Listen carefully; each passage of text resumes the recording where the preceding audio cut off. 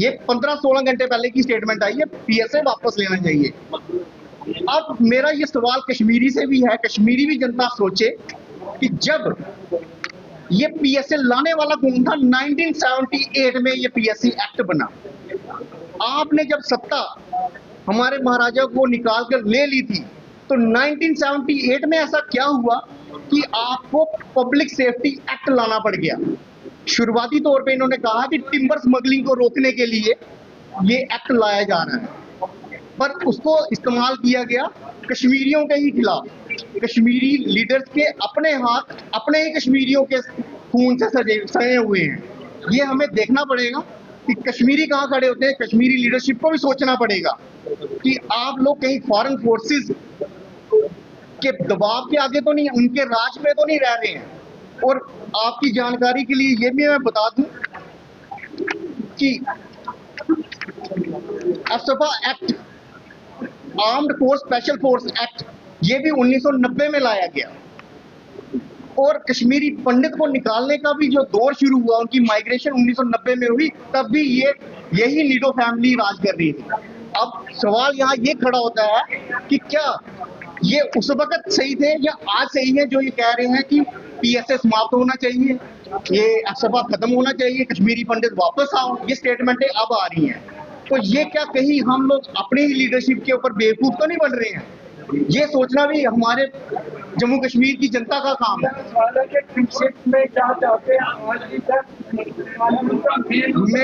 मैं ये आपको ये समझा दूं सीधे अल्फाजों में कि हमें नई लीडरशिप को मौका देना पड़ेगा और ये हमारी मजबूरी बन गई है। इसके अलावा जो सारे सब्जेक्ट्स हैं, जैसे कि हमारे मुद्दे हैं डेली वेजेस के, टोल प्लाजा में लूट, राशन कार्ड नहीं बन रहे हैं, स्मार्ट सिटी प्रोजेक्ट्स, आपकी हेल्थ केयर, आपका एजुकेशन, आपका अनएम्प्लॉयमेंट, टूरिज्म जो जम्मू में है, कश्मीर में जब भी होता है मिलिटेंट अटैक होता है और सारा जो टूरिज्म है उसको बंद कर दिया जाता है, आपके ब्रिजेस कोलैप्स हो रहे हैं। ये जो सारे मुद्दे हैं ये तभी रिजॉल्व हो सकते हैं जब आप नए लीडरों को मौका दिया जाएगा। और दूसरा हमारा मेन मकसद है कि क्या ये इन्वेस्टिगेशन नहीं होनी चाहिए कि कहीं यहाँ पे भी फॉरेन फोर्सेस के धुरंधर तो नहीं प्रोजेक्ट किए गए? तो ये काम हमारी इन्वेस्टिगेशन एजेंसीज का नहीं है? क्या इसमें क्लियर कट कोई रिपोर्ट है, कभी इन्वेस्टिगेशन करी गई है तो बताया जाए, पब्लिकली की जाए।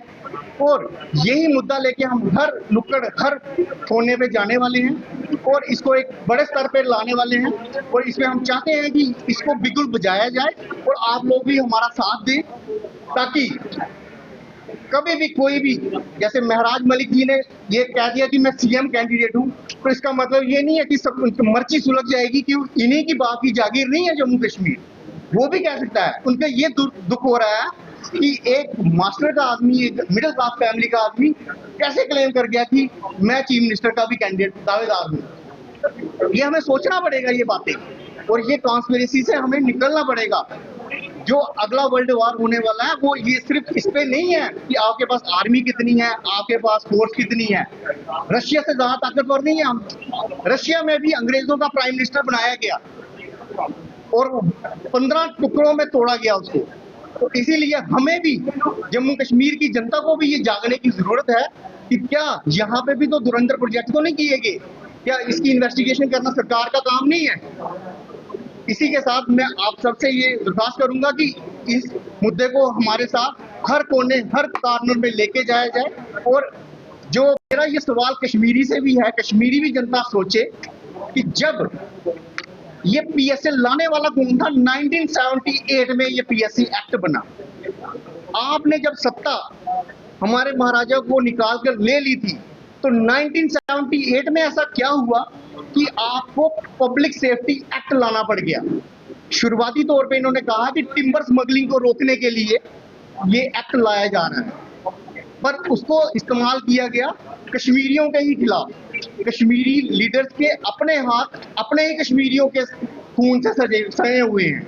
ये हमें देखना पड़ेगा कि कश्मीरी कहाँ खड़े होते हैं। कश्मीरी लीडरशिप को भी सोचना पड़ेगा कि आप लोग कहीं फॉरेन फोर्सेस के दबाव के आगे तो नहीं, उनके राज में तो नहीं रह रहे हैं। और आपकी जानकारी के लिए ये भी मैं बता दूं कि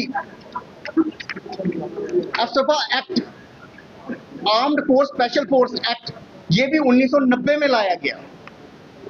और कश्मीरी पंडित को निकालने का भी जो दौर शुरू हुआ, उनकी माइग्रेशन 1990 में हुई, तब भी यही नीडो फैमिली राज कर रही थी। अब सवाल यहाँ ये खड़ा होता है कि क्या ये उस वक्त सही थे या आज सही है जो ये कह रहे हैं कि पीएसए समाप्त होना चाहिए, ये सभा खत्म होना चाहिए, कश्मीरी पंडित वापस आओ। ये स्टेटमेंटें अब आ रही हैं, तो ये क्या कहीं हम लोग अपनी ही लीडरशिप के ऊपर बेवकूफ तो नहीं बन रहे हैं? ये सोचना भी हमारे जम्मू कश्मीर की जनता का काम है।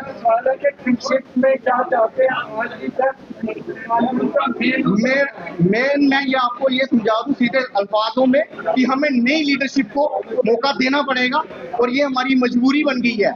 इसके अलावा जो सारे सब्जेक्ट्स हैं, जैसे कि हमारे मुद्दे हैं डेली वेजेस के, टोल प्लाजा में लूट, राशन कार्ड नहीं बन रहे हैं, स्मार्ट सिटी प्रोजेक्ट्स, आपकी हेल्थ केयर, आपका एजुकेशन, आपका अनएम्प्लॉयमेंट, टूरिज्म जो जम्मू में है, कश्मीर में जब भी होता है मिलिटेंट अटैक होता है और सारा जो टूरिज्म है उसको बंद कर दिया जाता है, आपके ब्रिजेस कोलैप्स हो रहे हैं। ये जो सारे मुद्दे हैं ये तभी रिजॉल्व हो सकते हैं जब आप नए लीडरों को मौका दिया जाएगा।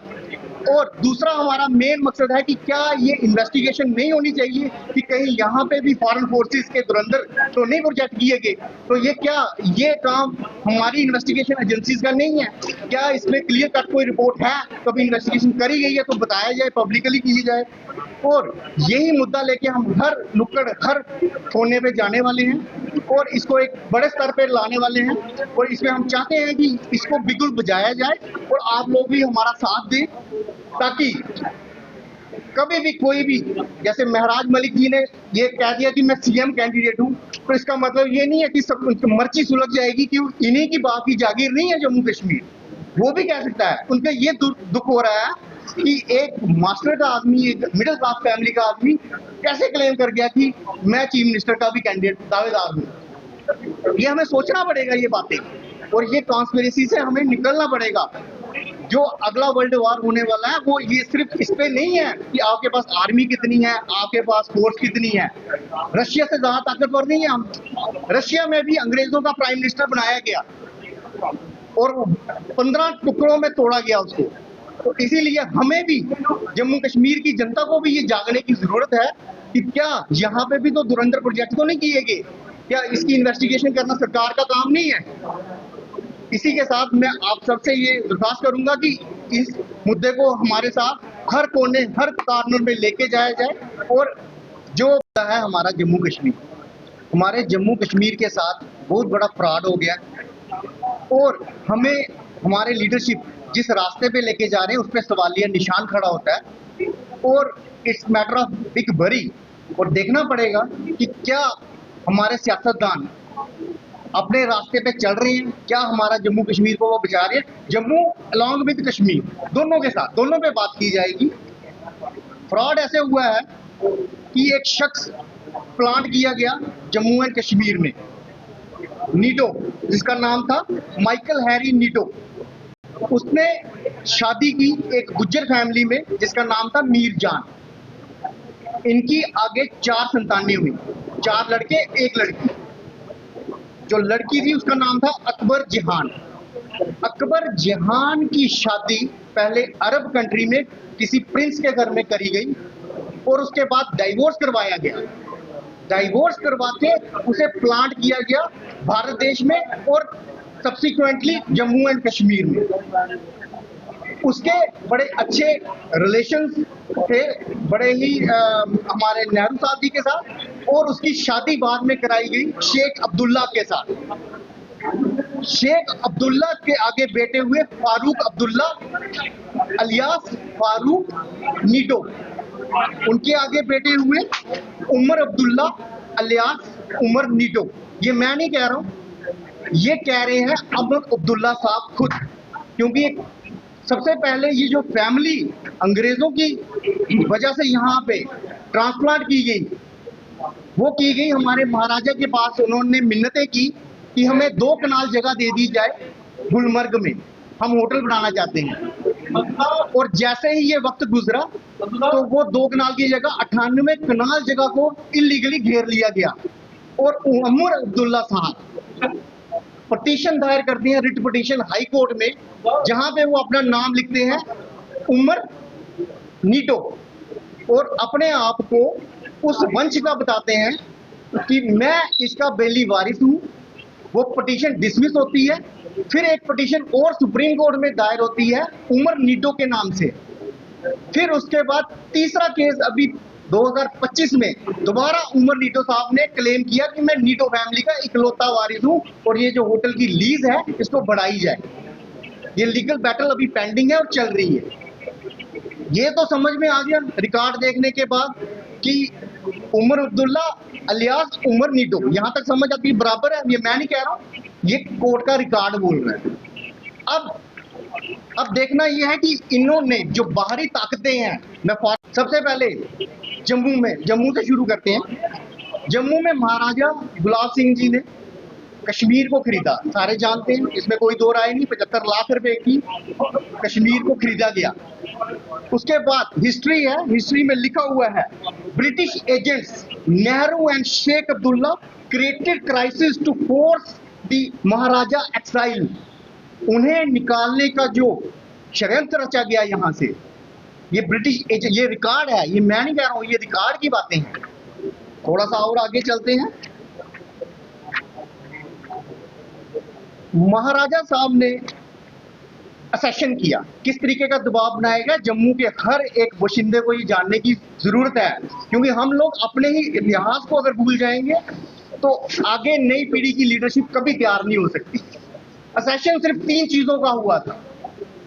असेशन जो हिंदुस्तान के साथ हुआ था वो सिर्फ 3 चीजों पे हुआ था, डिफेंस, कम्युनिकेशन, एक्सटर्नल अफेयर्स। उसमें हम साथ थे। डिफेंस, आर्मी वगैरह हमारी और हिंदुस्तान की एक जैसी रहेगी। एक्सटर्नल अफेयर्स, जो फॉरेन कंट्रीज हैं उनके साथ जो एक्स्ट्रा ट्रीटीज होती हैं उनमें हम एक हैं। कम्युनिकेशन हो गया, शिपिंग वगैरह का सारा सिलसिला जो है इकट्ठा चलेगा। लेकिन शेख अब्दुल्ला साहब ने और नेहरू साहब ने ये मंजूर नहीं था और कहीं ना कहीं स्ट्रक्चर को चेंज करने की बात और कॉन्स्पिरेसी लड़ी गई। क्यों? क्योंकि सत्ताधारियों को सत्ता चाहिए थी और उन्होंने ये जो कॉन्स्पिरेसीज की उसके बाद पूरा स्ट्रक्चर चेंज किया गया। पहले प्राइम मिनिस्टर J&K का आया और उसके बाद सारा ही सत्ता वो ले गए और महाराजा जी को यहाँ से देश निकाला करना पड़ा। जी मैं अभी बता रहा हूँ, यही फ्रॉड मैं आपको बताने जा रहा हूँ, आप सुनते रहिए। अब उसके बाद जो लूट मचाएगी जम्मू के खजाने की, उसका अकाउंटेबल कौन है? जो जम्मू के तोशखाना में खरबों रुपए का सोना पड़ा हुआ था, आज वो कहाँ है? उसकी अकाउंटेबिलिटी किसके पास है? क्या ये सवाल जम्मू के डोगरों को उठाने की जरूरत नहीं है? हम ये इसी में खुश हो जाते हैं कि 300 करोड़ का प्रोजेक्ट आ गया जी।